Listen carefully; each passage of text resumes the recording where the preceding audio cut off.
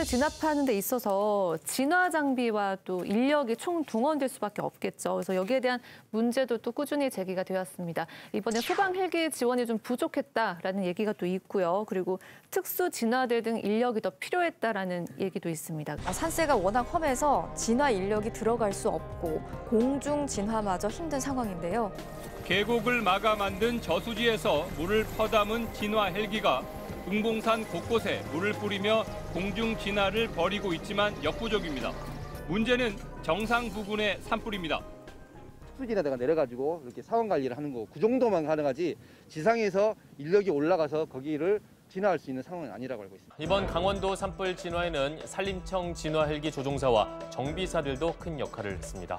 하루가 멀다고 터지는 산불에 잠도 부족하지만 위험을 무릅쓰고 현장으로 날아가 불을 끈 이들을 태풍급 바람까지 겹치면서 베테랑 조종사들도 아찔한 순간이 한두 번이 아니었습니다. 현재 전국에서 임무를 수행하고 있는 산불 진화 헬기는 47대. 울진군 자체 헬기가 없어 인근 봉화군의 헬기가 올 때까지 초동 진화 골든타임을 놓쳤습니다. 현재 경북 23개 지자체 중 산불 진화 2차 헬기가 없는 지자체는 울진을 포함해 3곳. 나머지 헬기가 있는 지자체도 포항, 경주 등을 제외하고는 담수량 2,500리터 미만의 중소형 헬기입니다. 보강 대책이 조금 더 시급할 것 같은데 앞으로 좀 어떻게 보십니까? 산림청에서 한 57대의 헬기가 있는데 초대형 헬기 6대고요. 러시아에서 온 까모프 헬기가 있는데 그거는 한 29대에서 산림청의 산불 진화 헬기는 그 까모프 헬기인데 그것이 한 3,000리터급입니다. 초대형 헬기라는 게 8,000리터급이고요. 산림청에서도 지금 3,000리터급에서 8,000리터급으로 주력을 바꾸려는 그런 생각을 갖고 있고 예산에 따라서 계속 확대해가는 거고요. 지상에서 인력 부분은 저희들이 특수진화대라는 거는 5개 지방청을 중심으로 해서 남부청 같은 경우 경상 남북도 다 관할 하기 때문에 야간이나 큰 불 나면은 가기 때문에 어떤 효과적이고 효율적으로 운영하는 거죠. 울진 산불의 최전선에는 9일 밤낮으로 산불과 사투를 벌인 산불재난 특수진화대가 있었습니다. 9일 밤낮을 불길이 치솟는 산속을 누비며 그렇게 사투를 벌였습니다. 서부지방산림청 산불재난특수진화대 사무실, 10평 남짓한 컨테이너입니다. 이곳에서 12명이 근무하는데 산불이 없을 때는 임도관리, 예찰활동 같은 업무도 맡고 있습니다. 우리는 최대 기주로 뽑고 해서 사람들이 좀 활동량이 있고 건장한 편이에요. 사람들이 되게. 그런 사람들이 저 컨테이너에서 12명이 같이 생활하기는. 컨테이너 사무실을 쓰고 있는 곳은 전국 지방산림청과 산하의 구교림관리소를 합쳐 모두 32곳 중 12곳, 40%에 달합니다. 산림청은 기간제 진화대원의 고용 전환 문제를 각 부처에 건의하고 컨테이너 사무실은 오는 28년까지 교체하겠다고 밝혔습니다. 역대 최악의 피해 규모를 기록한 이번 동해안 산불에는 그만큼이나 많은 진화 인력이 투입이 됐습니다. 칠흑 같은 어둠 속 헬멧에 전등에 의지한 채 진화대원들이 불붙은 수목을 향해 물을 뿌립니다. 자, 펌프 좀 더 올려달라 그래. 급할 때는 발로 밟아 불을 끄기도 합니다. 이들이 바로 산림청 소속의 산불재난 특수진화대원입니다. 지난 2016년 도입된 산불진화 전문 인력으로 능선을 타고 다니며 밤낮 없이 진화 작업을 벌입니다. 전체 435명 중 약 3분의 2인 275명은 1년 단위 단기 계약직이고 160명은 공무직, 즉 무기계약직입니다. 올해 들어 지난 5일까지 발생한 산불은 245건, 지난해의 2배에 달합니다. 초과 근무도 그만큼 쌓여간다는 얘기입니다. 산림청도 고민이 큽니다. 원칙대로 수당 대신 대체 휴무를 쓰도록 했다간 긴급 상황 대응에 차질을 빚을 수 있기 때문입니다. 산불이 요즘에는 연중화가 되고 여름에는 산사태라든가 그런 현장에 응급복구에도 굉장히 그 친구들이 잘합니다. 대조 가을 되기 전에 훈련도 해야 됩니다. 그런데 기후변화의 영향으로 자연재해가 자주 대형으로 발생하면서 상시 조직까지 출범한 겁니다. 하지만 이들이 점점 일을 많이 하게 되는 현실과 달리 월 250만 원 임금은 2016년부터 동결 수준입니다. 그분들의 활동이 이번과 같이 며칠 동안 불 끄는데 젊고 전문화되어 있다 보니까 상당히 많이 알려지면서 이것도 확대해야 된다. 그런데 아마 다음 정권에서 뭐 이제 공무원 정원이나 주는 이런 부분에서 예외가 될지는 좀 지켜봐야 될 그런 상황이고, 또 하나 이제 가장 많이 많은 게 저는 지상 진화 장비거든요. 근데 대부분이 뭐 괴물 진화차 이런 이야기 많이 소방차 하잖아요. 힘차게 물줄기를 뿜어내는 이 소방차는 독특한 모양과 뛰어난 성능으로 이른바 괴물 소방차로 불리는 고성능 화학차입니다. 일반 소방차보다 방수거리가 3배, 무엇보다 물이 부족한 상황에서 4배 많은 양의 물을 싣고 진화 작업을 펼칠 수 있습니다. 전국에 있는 7대 가운데 5대가 울진 산불 현장으로 달려와 금강송 군락지를 지키고 있습니다. 물을 실을 수 있는 양이 지금 한 11,000리터 정도 됩니다. 방수 압력을 또 저희가 또 이렇게 다른 소방 차량보다 훨씬 더 높은 압력으로. 지금도 소방차가 산불 끌 때는 아니고 전부 다 집을 지키는 데 있습니다. 도로 옆에. 그것도 5톤 정도고 물을 실으면 8톤 무게 정도 나오는데, 이게 산에 들어가 있지 못해. 그 정도 규모면은. 길이 없으니까 움직이지 못하고 한번 그 차가 갖다 막히면 뒤에 작은 차도 못 들어가요. 그리고 또 하나는 소방이라는 것은 기본적으로 가옥에 불을 끄는데, 가옥에는 사람이 있잖아요. 네. 그럼 빨리 가갖고 물 단시간에 엄청 써버려요. 사람을 구해야 되기 때문에. 근데 산불은 좀 넓은 면적에서 약한 불이 쫙 펼쳐져 있거든요. 근데 소방차에서 물을 딱 쏟으면 5분 만에 다 써버려요. 그 엄청난 물을.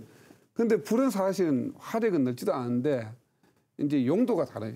지속적으로 물을 한 오랫동안 산불은 장시간 넓은 면적에 짧게 호스가 이렇게 가야 되는 그런 장점이 있기 때문에 우리가 작은 차를 쓰고 작은 호스를 쓰고 산불 끌 때는 다른데, 일반 국민들은 이게 보여주고 눈에 크니까. 그런데 산불이 저 어디에 조금씩 오고 있을 때 이 물은 다 쓰고 또 덩치가 크니까 움직이도 못하고. 그래서 저는 실용적인 게 중요하지 않을까. 지금처럼 지상 장비를 소방차보다 더 크게 한다는 건 더 소용이 없게 만든다. 그래서 현재 있는 소방들도 제가 같은 의견을 합니다. 오히려 산불을 지키려면 소방차보다 작은 호스, 작은 차. 산불 어디 날지 모르잖아요. 길도 없는데. 근데 길 옆에만 차를 막고 쭉 서 있는 이런 상황이 벌어질 수 있기 때문에 합리적인 그리고 좀 누가 혁신적인 아이디어가 있으면은 받아들였으면 생각입니다. 저는 현장의 목소리에 공감이 가는데요. 2019년에 양양 산불 일어나고 나서 이 백서를 발간했습니다. 백서 내용을 보면 위원님께서 하셨던 이야기가 그대로 담겨져 있습니다. 특히 야간 헬기를 도입하자. 이번 고성 산불에서도 봤지만 제일 중요한 장비는 바로 진화 헬기입니다. 하지만 밤에는 동원할 수가 없어서 인력만으로 밤새 사투를 벌여야 하는 상황인데요. 야간에도 출동할 수 있는 진화 헬기가 그래서 꼭 필요한데, 바로 이 헬기가 시범 비행에 들어가서 큰 기대를 모으고 있습니다. 이때 야간 진화 임무가 가능한 국내 최초의 진화 헬기 수리온 한 대가 어둠을 뚫고 이륙했습니다. 감수 능력으론 중형급인 이 헬기는 조종사가 야간 투시경으로 불 자체는 물론 불이 번져가는 산등성이와 계곡 등 지형까지 모두 선명하게 살필 수 있습니다. 야간 비행에서도 해당 지형에 어떠한 위험물이 있는지, 지금도 보시는 이런 분홍색 라인이 고압선입니다. 이런 안전 위험 요소들을 사전에 인지할 수 있는 이런 지도가 장착돼 있고, 만약에 위급한 상황일 때는 언제든지 계기 비행을 통해서 안전하게 회복할 수 있는. 항공안전법에 따르면 헬기를 야간에 투입하려면 풍속은 초속 5m 이하여야 하고 지형도 낮부터 충분히 익힌 경우라야만 가능합니다. 또 물을 담는 것도 반드시 지상에 착륙한 상태에서만 하도록 하고 있습니다. 이렇게 모든 게 까다롭다 보니 실제로 야간 진화 헬기를 운용 중인 나라는 미국이 거의 유일한 상황입니다. 산림청은 예산이 뒷받침된다면 오는 2025년까지 야간 진화 헬기를 10대까지 도입하고 충분한 훈련을 통해 그 활용률을 높이겠다고 밝혔습니다. 이후에 야간 헬기 도입하려고 보니 야간에 운항하는 것이 쉽지 않다. 이 헬기로는 실제 운항하시는 분들이 좀 반발의 목소리를 내기도 했거든요. 실질적으로 현장의 목소리를 좀 반영해서 도입 가능한 장비를 추산을 했으면 좋겠고요. 한 가지 걱정되는 거는 산불 특수진화대가 무기계약직 신분으로 근무하고 있는데 출범을 앞두고 있는 정부가 이 공무원 조직을 줄이겠다라고 발표하고 있어서 과연 지금 산불이 일어나고 난 상황에서는 잠깐 관심을 또 받지만 정작 예산 편성할 때 되면 예산을 또 깎이거나 공무원으로 신분 전환을 하거나 인원을 충원하는 게 어려워질 수 있기 때문에 올 연말까지는 지속적으로 관심을 좀 가져줘야 된다. 그런데 이제 지금까지 어떤 산불을 보고 우리가 공통적으로 산불이 대형화되어 간다는 게 공감을 하고 있지 않습니까? 그다음에 숲가꾸기 방향에 대해서 의문을 제기하는 층들이 상당히 많다는 것. 그럼 야간 진화를 어떻게 할 것인가에 대해서는 고민을 해야 되겠죠. 그러니까 산불 진화 체계의 변화라든지 장비 고도화로 앞으로 지속적으로 발생할 대형 산불에 다 대응할 수 있을 것인가? 저는 그렇지 않다고 생각을 합니다. 기후 변화하고 맞물려서 돌아가기 때문에 큰 틀에서 우리 산업 구조 전체를 조정하지 않으면은 산불 하나만 놓고 봐가지고는 공연불이다. 그렇게 봅니다. 불이라는 관점에서 보면 화재 진압이라는 관점에서 사실 대한민국 전문성이 굉장히 고도로 이렇게 높아져 왔는데 산불이 아니라 대부분 어떤 그 가옥이나 혹은 그 도시화재나 이런 쪽으로 좀 맞춰져 있고요. 그러다 보니까 사실은 산불 같은 경우는 굉장히 좀 시기적으로도 좀 정해져 있는 것도 있고요. 또 여기에 사실은 어떠한 전문성을 투여한다는 게 어느 정도 효율성이 있을지에 대한 소방당국의 고민들은 좀 분명히 있을 거라고 좀 판단이 되거든요. 그래서 차라리 이 그 산불에 대한 어떤 전문성은 좀 그 산을 관할하는 산림청으로 좀 이렇게 이관해서 만들어가는 어떤 이런 전체적인 계획들이 좀 필요할 것 같다는 판단을 좀 들고요. 그에 따랐던 적절한 그 인력 구조는 표현이 그렇습니다. 개고생하는 사람들이 보면 다 보면 이렇게 신분적으로 이렇게 안정적이지 않고 이런 부분들이 늘 존재하거든요. 이런 부분들이 결국은 이후에 어떤 전문성 문제로도 이어지고 효율적으로 이걸 감시하고 체제망을 만들어가는 데서 굉장히 좀 불안정한 구조들이 좀 존재하기 때문에 이 시점에서 우리가 어떻게 해야 될 건가는 그런 고민들은 반드시 좀 필요할 거라고 봅니다. 네, 특수 진화대원 분들은 아무래도 목숨을 담보로 하고 일을 하고 계시는 거기 때문에 정말 이분들의 처우 개선도 좀 시급한 문제가 아닌가 그런 생각이 좀 듭니다.